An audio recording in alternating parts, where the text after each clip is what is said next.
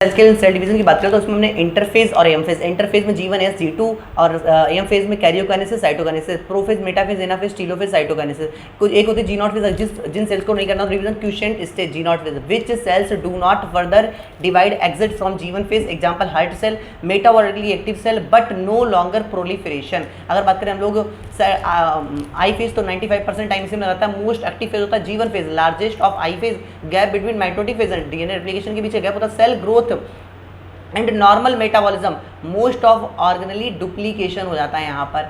वही मतलब इसमें DNA replication, central duplication, quantity of DNA will be double but not increasing number of chromosome double नहीं हो गए। G2 फेज में साइटोप्लाज्मिक ग्रोथ हो गई, प्रोटीन से बने स्पिंडल फाइबर बन जाएंगे, प्रोटीन सिंथेसिस हो जाएगी, डुप्लीकेशन ऑफ माइटोकॉन्ड्रिया हो जाएगा। एम फेज में बात करें प्रोफेज की बात करते हैं, condensation of chromosome, chromatin centriole move towards pole. Late prophase में क्या होगा, start dispersing of nuclear membrane, nucleolus Golgi body disappear हो जाएंगे एंड में बिल्कुल ठीक है। वहीं अगर बात करें एस्टर रेज जो होती है, each centromere radiate out microtubules called aster rays बन जाएंगे यहाँ पर, 2 एस्टर रेज और इसके साथ साथ स्पिंडल फाइबर 2 सेंट्रियोल मिलकर क्या बना देंगे, माइटोटिक एपरेटस बना देंगे। मेटाफेज बात करें तो मेटाफेज में start from complete distinction of nuclear envelope, condensation of chromosome complete by microscope से अगर देखें तो अपन को क्लियरली मॉर्फोलॉजी दिखेगी। मेटाफेज में मॉर्फोलॉजी, 2 सिस्टर क्रोमेटिड जो कि सेंट्रोमियर से जुड़े रहेंगे। अच्छा बात करें बोलो क्रोमोसोम के पढ़ने के लिए सबसे अच्छी टाइम कौन सा है, मेटाफेज है।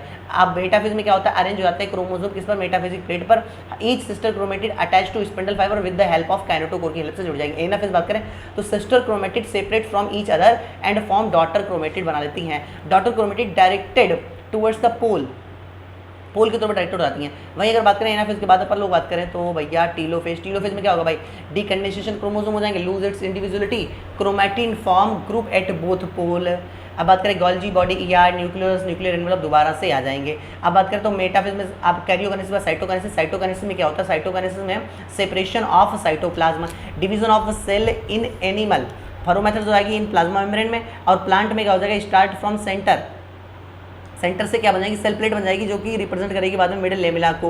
वहीं अगर बात करें व्हेन साइटोकाइनेसिस अगर नहीं होती तो सिंसाइटियम बन जाती है, मतलब कि कोकोनट एंडोस्पर्म समझ लो। Mitotic cell division generally in diploid cell में, सम एक्सेप्शन है जैसे मेल हनी भी हो गया, बेसल डिप्लॉयड सेल में होती है माइटोटिक डिवीजन।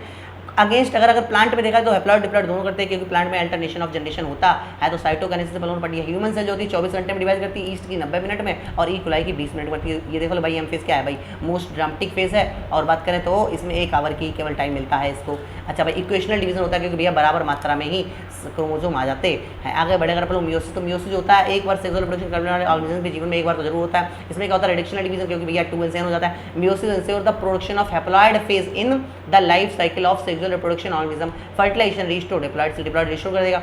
अगर बात करें तो यहाँ क्या 2 sequential cycle of nuclear and cell division, meiosis 1 meiosis 2, लेकिन केवल डीएनए डुप्लीकेशन एक बार ही होता है मियोसिस 1 से स्टार्ट होने से पहले। इसमें बात करें प्रोफेज 1 बात करें तो ये 5 फेज में डिवाइड किया गया based on chromosomal behaviour, typically longer and more complex होती है। प्रोफेज में बात करें लिप्टोडिन, जाइगोटिन, पैकेटिन, डिप्लोटिन, डाइकाइनेसिस। लिप्टोडिन बात करें BSc cut, bouquet stage, central में कॉम्प्लेक्स साइनेप्स, बुके बाइवेलेंट दिखेंगे, सी मतलब site of crossing over tetrad, इसमें क्लियरली विजिबल हो जाएंगे। वही बात करें तो इसमें कट मतलब काइजमेटा बनेंगे, और इसमें भाई बात करें तो इसमें टर्मिनेशन हो जाएगा। वही CPR देख लो, कंडेंसेशन, पेयरिंग और रिकॉम्बिनेशन नोड्यूल। कंडेंसेशन हो जाएगा, पेयरिंग हो जाएगी, रिकॉम्बिनेशन नोड्यूल हो जाएगी। अच्छा तो लेप्टोटीन बात करें तो ये भैया ऐसी हो गई, जाइगोटिन में सेंट्रल कॉम्प्लेक्स बाइवेलेंट वगैरह बन गया।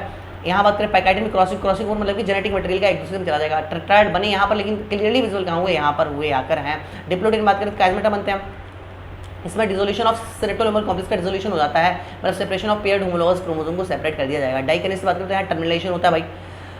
कुछ में क्या होता है, वर्टिब्रेट्स में ये स्टेज कई महीनों तक, 2 महीनों ईयर तक रहती है, जैसे कि अपने फीमेल्स में ऐसा होता है। अच्छा disappear of Golgi body, nuclear envelope, diakinesis में सब चीज़ें अलग चली जाएंगी। और डाइकाइनेसिस के एंड में अगर देखा जाए तो क्रोमोसोम कंप्लीट कंडेंस हो जाएगी और spindle fibre and 2 separate chromosome को सेपरेट करने के लग जाएंगे। जो पैकेटिन में रिकॉम्बिनेशन नोड्यूल होता है ये एंजाइम्स बेस्ड होता है, रिकॉम्बिनेज एंजाइम इसमें लगता है। काइजमेटा बात करते हैं एक सेपरेट स्ट्रक्चर होता है जो कि homologous chromosome separate except from the site of crossing over को छोड़ दे तो बाकी पूरे सेपरेट हो जाता है। अच्छी बात है, आगे बढ़ते हैं।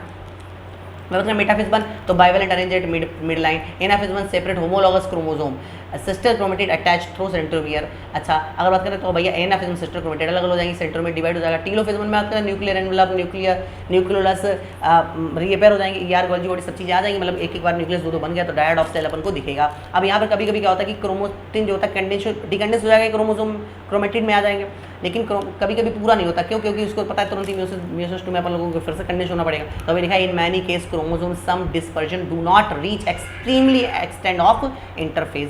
अच्छा भैया टीलोफेज 2 की बात करें तो ये भैया मियोसिस 2 की एकदम से लास्ट फेज है, मतलब मियोसिस की एकदम लास्ट फेज है।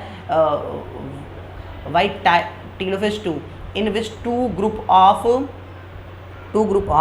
Chromosome enclosed by a nuclear envelope, cytokinesis followed result formation of tetrad, 4 haploid cell बन जाएंगे भैया साइटोकाइनेसिस के बाद में। अच्छा अब इंटरकाइनेसिस क्या होता है? दोनों के मियोसिस 1 मियोसिस 2 के बीच का जो गैप होता है उसको बोलते हैं क्या? इंटरकाइनेसिस या रेस्टिंग फेज या इंटरफेज 2। इंटरफेज 2 मियोसिस 2 जो है वो एकदम से माइटोसिस डिवीजन के ही जैसे सेम होती है।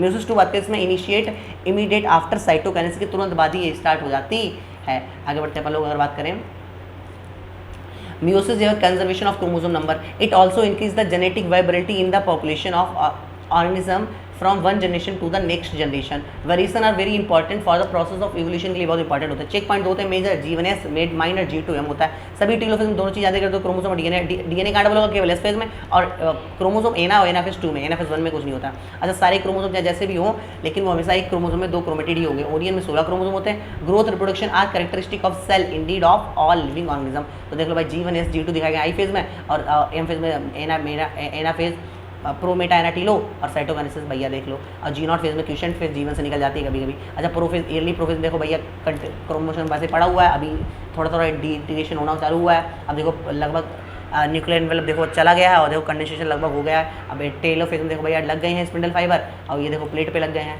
मेटा में। और एनाफेज में देख लो भाई अलग अलग होने लग गए हैं। एना के बाद टीलो में बात करें तो 2 ग्रुप बना लिए हैं, और टीलो के बाद न्यूक्लियर एनवेलप भी। अब भाई ये देखो सेल मेम्ब्रेन भी बन गई है साइटोकाइनेसिस में। वहीं अगर बात करें मियोसिस में तो देख लो भाई 2 होते हैं, मेटाफेज 1 एनाफेज 1 टीलोफेज 1।